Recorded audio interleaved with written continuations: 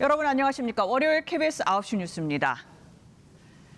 네, 일제 전범 기업이 강제동원 피해자에게 배상해야 한다고 대법원에서 결정한 지 4년여 만에 우리 정부가 최종 피해 배상안을 내놨습니다. 네, 일본 전범 기업이 아니라 우리나라 재단이 배상금을 준다는 게 핵심 내용입니다. 일본 정부는 환영한다는 입장이지만 정작 배상을 받아야 하는 피해자들 생각은 다릅니다.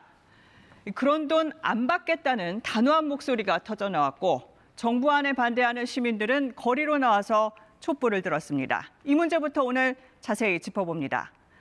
먼저 정부가 내놓은 해결 방법 김수연 기자가 정리했습니다. 일제 강제동원 피해에 전범 기업이 배상해야 한다는 대법원 판결이 나온 지 4년 4개월.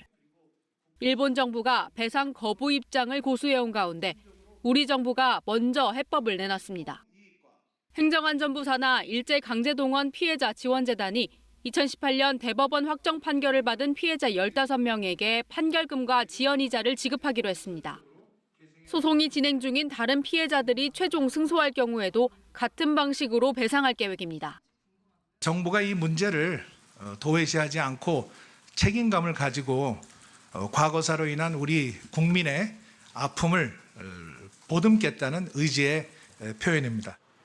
재원은 민간의 자발적 기여로 마련합니다.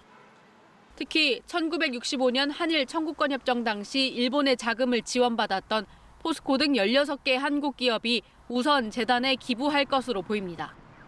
일본 기업에 대해선 자발적 기여를 기대한다는 게 정부 입장인데 일본제철과 미쓰비시 중공업 등 전범 기업의 참여 여부는 불투명합니다.